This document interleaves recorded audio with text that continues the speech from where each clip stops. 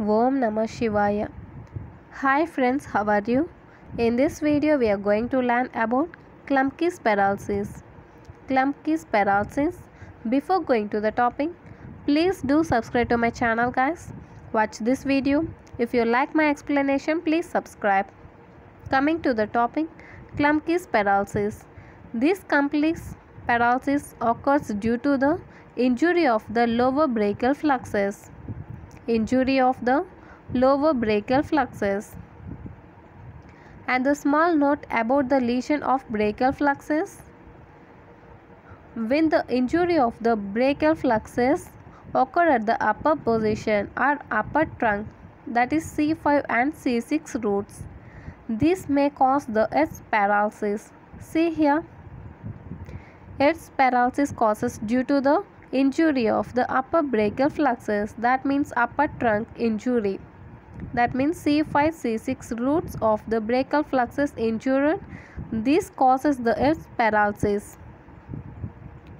When come to the Klumpke's paralysis, this Klumpke's paralysis occurs due to the injury of the lower brachial plexus or due to the C8 and T1.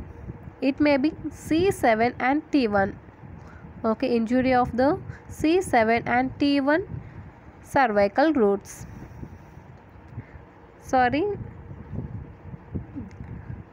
Roots. Okay. And coming to the topic, Klumpke's paralysis. This is also called as lower plexus injury. This Klumpke's paralysis is caused by the hyperabduction of the arm, which may occur when one falls on an outstretched hand or an arm is pulled into the machinery or during delivery presentation. Klumpke's paralysis is caused by the hyperabduction of the arm, which may occur when one falls on an outstretched hand or an arm is pulled into the machinery or during the delivery presentation.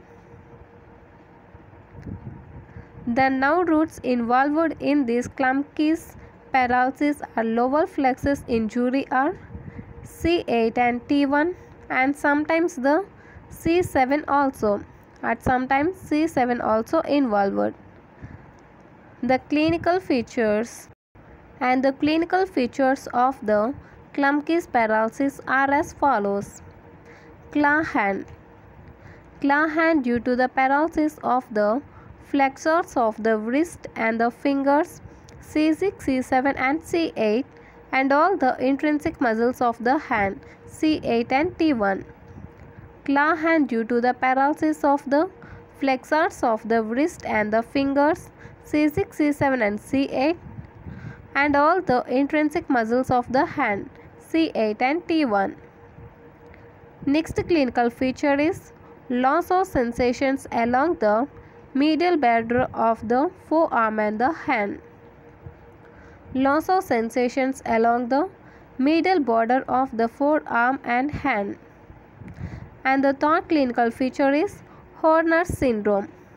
And the Horner's syndrome characterized by the partial ptosis, meiosis and hydrosis anophthalmos.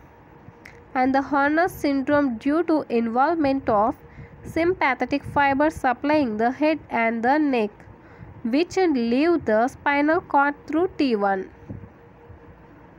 See once again the clinical features of the Klumpke's paralysis.